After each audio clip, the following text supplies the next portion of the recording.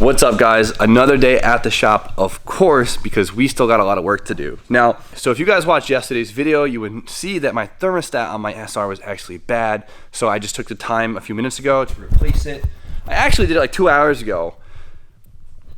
Realized I put my old thermostat back in. I don't know how I managed that one. I just was like in a rush or something, but the new one's in and hopefully that does it.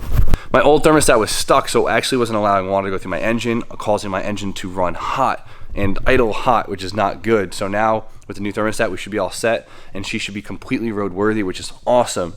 Now today we're also, if you guys watched yesterday's video, also you'd see that we're helping out Damien from Haggard to get his 350Z wired up. So today we're gonna go up there later on and get that wire harness in so we can see his 350Z, hopefully at least crank over tonight. Besides that, Rye's working on the booth mobile, of course. He's freshening up a little bit. He just threw side skirts on, he's throwing some of the interior back in, and we'll go over that in a second. But honestly, guys, I wanna start today's video off with a little bit of talking, so bear with me, but there's a few things I wanna discuss with you guys and just like kind of get out in the open. All right, guys, so the S13 has been the big project for the past couple of days or past couple of weeks, I guess, at this point, mainly because, you know, the engine parts we were waiting for held us up for so long. I was so eager to get the car together, and I wanted this car together so bad because that is my drift chassis. It's my main drift car, and the drift season is upon us, and I don't want to miss out on any more seat time because of it. So we're almost done. At this point, like I've said a million times, we gotta break it in, get it tuned, and we should be all set. Hopefully nothing breaks. So now there's nothing crazy on the S13, so we can kind of back off the S13. So that's where we have to figure out what we gotta move on to next. Now we have the E36. That car is doing great right now. It still needs to be painted, but that's gonna be a lot of time and money to do, and the car isn't really technically ready for it. So we have to figure out when we wanna, you know, really invest that time and money into that car. Now, the big one that we've been putting off a lot actually has been the SRZ. I don't know if you can actually see it in frame, but SRZ is right here. So I put that car together pretty quick for the build off, and it was a fun experience. It was a pretty stressful experience, and after that ended, I felt like I needed a break from it because I was honestly just so burnt out from the car. I do love this car. I absolutely obsessed with this car.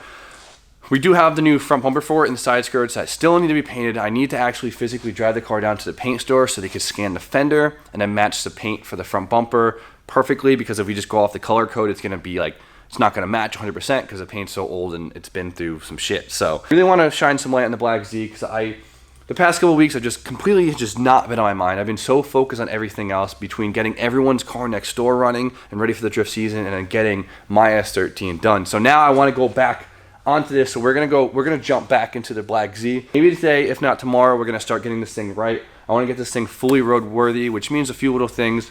I have to dial in a few things on it. I gotta fix the electric fans because they're not working for some reason, and go from there. We can get it painted and really just, you know, have some fun with it. We also have a fun little project coming down next week, so you guys should stay tuned for another build that I'm really pumped on.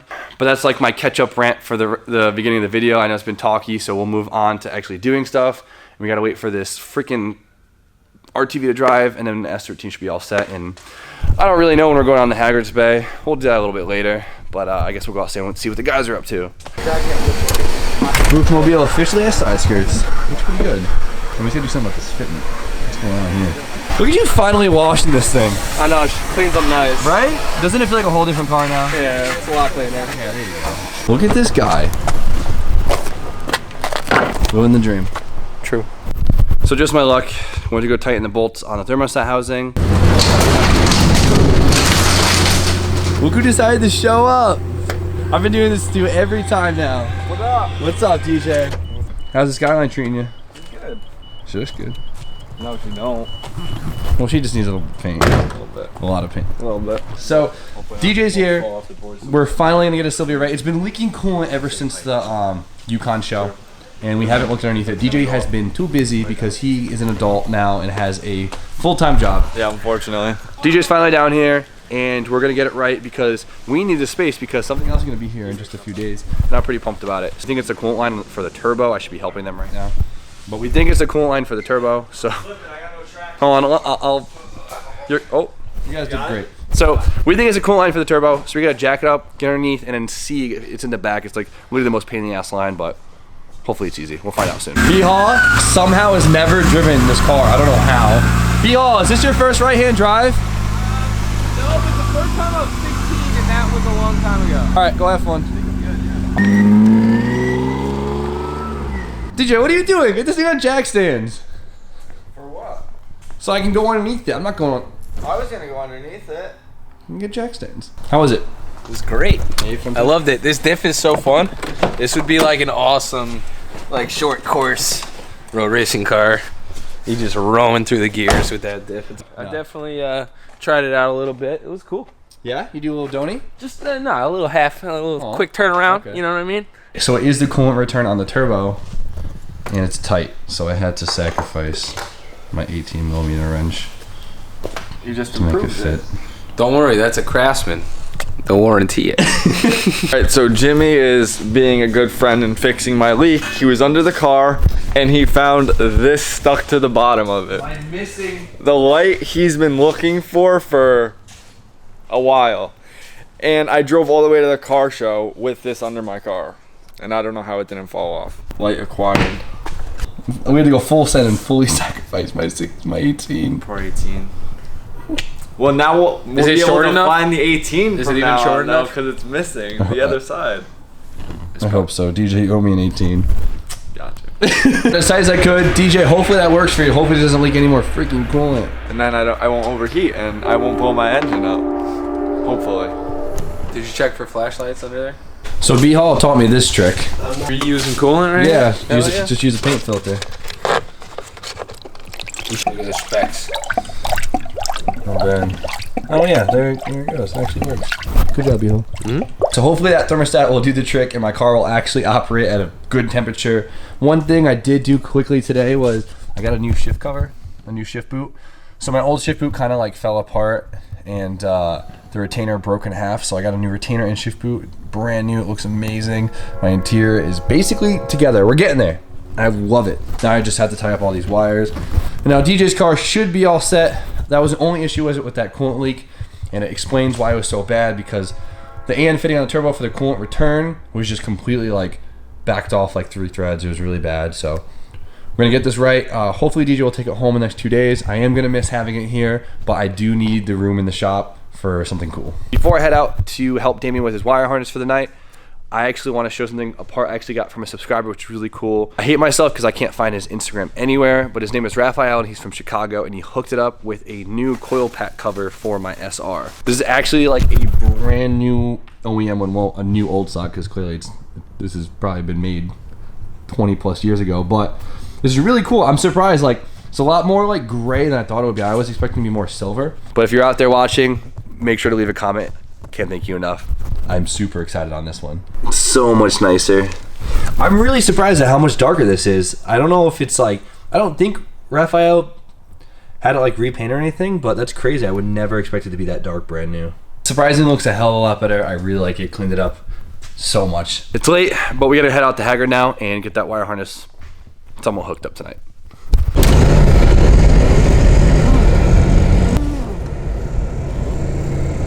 Guys, so if you didn't see yesterday's video, we are working on this thing. This is Damien's LS Swap Z. It's basically almost done. Last thing really what he needs to do is the wiring harness. So Damien got a universal engine, Megascore engine harness for his engine. So basically it's not compatible with the chassis because this car is CAN bus, which means the stock ECU actually controls some of the functions. And so it doesn't really work together. So he basically ripped out all the chassis wiring. So what he got is another universal harness, a universal chassis harness. And if you guys didn't see yesterday's video, I don't know where it is, but it's somewhere around here. And what it does is basically gives you an individual fuse box with a few relays in it and a few flashers for your street functions like your headlight, your blinkers, your brake lights, and enough to power, like to turn your engine on and stuff like that. So essentially what to do is we have to wire all that in. And so we're wiring him a chassis harness from scratch. And just the engine harness is basically done, but we got to wire that into the chassis harness. So it's gonna be a pain in the ass, it's gonna be a lot of work, but we're gonna get it going. My main goal tonight is to get power to the harness and see if we can get the car to actually crank. I had one request though for Damien last night to get done, and that was to clean out his car. Travis, does that look clean to you? Hang on, I didn't even see it. Is this what clean is at Haggard? I think this is. It's okay. I mean, look around. I think I'm assuming he was busy getting the car on the ground because it wasn't on the ground last night. Yeah. So that must mean his exhaust is hooked up and his drivetrain's hooked up, which is actually really, really cool. It is. All right, guys. First step of the night. Damien found all his other factory harnesses, and we need the plug-in for the ignition so we could use his factory ignition, like his key and stuff. So this is the plug right here. So we're literally just gonna cut it. I think this will be good. This will give us plenty of wire. Sweet. Travis, Yeah, what's you up? loom that. Suck a dick. So luckily we have the harness for the ignition right here. So that should give us like a constant power, a trigger, an ACC, and all that stuff that we can now wire in directly to our aftermarket harness right there. There it is. Look at that thing. Look at that skeleton. That thing comes all apart. That's what I'm saying. Like, look how much room is back there. This man painted his dashboard gold. This now goes here. I can guarantee you 100%. Beautiful. All right, guys. So surprisingly, in 350Z. I mean, I don't really mess with newer cars. Honestly, everything I touch is OBD1. So I don't know what to expect. But the ignition harness is actually pretty simple, just like any older car. We have I think this is the constant power to the ignition, and then we have like our accessory illumination, and we have our starter trigger. So we got everything figured out. I got everything on here all ready to go. Like I said, our main goal tonight is to basically get the ignition working enough that he could actually crank the car with his own key, and I'll be happy with that. First step we have to do is actually mount the fuse box. So we decided to kind of put it in the center because nothing's gonna be in there besides this radio. All the AC stuff is gone, so we can put it basically right here, which is good. First step Damien's gotta do is he's gonna run this to the battery so it has constant power to the fuse box. So hopefully that should be just long enough for him. If not, it kind of sucks. Now we have to wire up the ignition wires. We just talked about what we needed on here before, so we're gonna find the wires on this harness and connect them. All right, guys, I haven't been filming much. I kind of got like in the zone again, but I got all the ignition stuff wired up. I hope I did it correctly. But we have that going to the fuse panel, and then I sent the ACC, like the switch power, to the Mega Squirt fuse panel that it needs to, of course, turn that stuff on. Now Damien is running the constant power wire, so the wire to the battery and to the starter, and then we need the constant powers to this fuse box and the fuse box to the Mega Squirt. And hopefully he's almost done on that one. The fuse panel doesn't come with a starter relay, so I actually use the relay that's meant for the horn. Hopefully that'll hold up. I think it should. We'll find out. I don't know. The last thing, we really just need to put the constant power on here, and it should be able to crank it if the relay system thing that I rigged up works. And then to start it, if the ECU does have a base map on it, we just need to hook up the fuse pump wiring.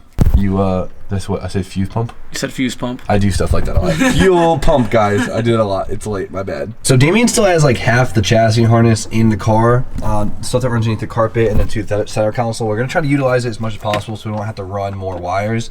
I've been trying to utilize his fuel pump power because it's essentially what we need to hook up. And I think I found it on this side by where the old fuse panel used to be over here. I think we found it right here. So I'm gonna check for continuity and see if it actually is that. That'd be pretty cool, running wires over the steering column instead of all the way through here. All right, guys, so I was able to find the connector off the OEM harness in that pile over there for this, so I could actually just make a sub harness right here. I capped all the other ends just, you know, so there's no powers arcing, but it seems like there's probably a few things on here we could use in the future. So I'm gonna leave these long. I'm not gonna even try and trim them. So we're gonna use this boy right here. All right, guys, that should do it. I have it going down to the fuel pump connect. It looks like a mess right there because the fuse panel isn't bolted down to anything, and honestly, I did not try to organize it at all. I did organize it where it is rooted for now, so we'll take that. We'll make sure everything works before you start taping it all up, and this stuff I know should be good. So we got a battery hooked up, and I want to see if the fuel pump is naturally grounded, so I just have to run one wire. Just one. Just one. Guys, fingers crossed. Oh, you hear it? You got fuel, boy. Now I gotta go see if there's any fuel on my engine. Fuel pump relay built into the Mega Squirt harness, which is... Yeah? You got a leak? Yeah, a little bit of leak. Okay. Well, the eBay regulator. So there's a fuel pump relay built into the Mega Squirt harness, which had a starter relay, but whatever. So we just have one wire output, and we have to wire that to the fuel pump, nice and easy. Let's see if this will work. Ew. All right, these wires must not be correct. Let's try this again. Damien didn't put the ground on the Mega Squirt, which controls the fuel pump. So, you good? It's grounded? Yes, sir. All right, let's listen for fuel pump. That was fuel pump. That was good. Very good. Very good. Very good. I did something right. Awesome. That is really, really good news. Go see if it's leaking on fuel. my shiny stuff. Don't leak out my shiny stuff. That makes me like feel really, really good that that works. So now we got to see if my like horn switch relay works.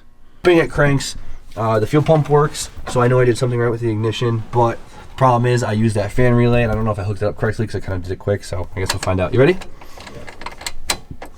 See if it comes over. I'm sure it's in neutral, don't pull it down.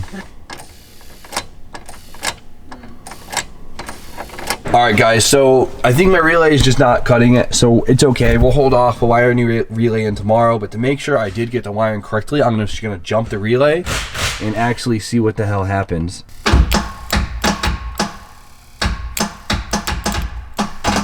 It's engaging, it doesn't want to spin though. Alright, so it's not getting enough nut through the fuse panel, so we're gonna have to definitely wire in a separate relay and run it directly to the battery, and then just run.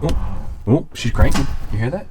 Yeah, but there's smoke coming out of shit. We're not getting enough voltage out of this fuse panel right here, so we're gonna have to run a relay separate and run it straight from the battery. We should be all set. Then he's gonna try a new ground, and we'll try that. We jumped it, and it kind of wanted to spin a little bit. So, and Damien said he was looking at the ground, and it was like smoking. So we added way more grounds. We added 2 more grounds on the battery, added 2 more grounds on the engine, and we're gonna try it now and see if that will do it enough to get this thing spinning, because the battery should have enough volts to get this thing spinning. So we're just gonna try and jump it again this time instead of just trying it with the key, and then if that works, maybe we'll try it with the key. Sounds good, Damien? Sounds good to me. Are you ready?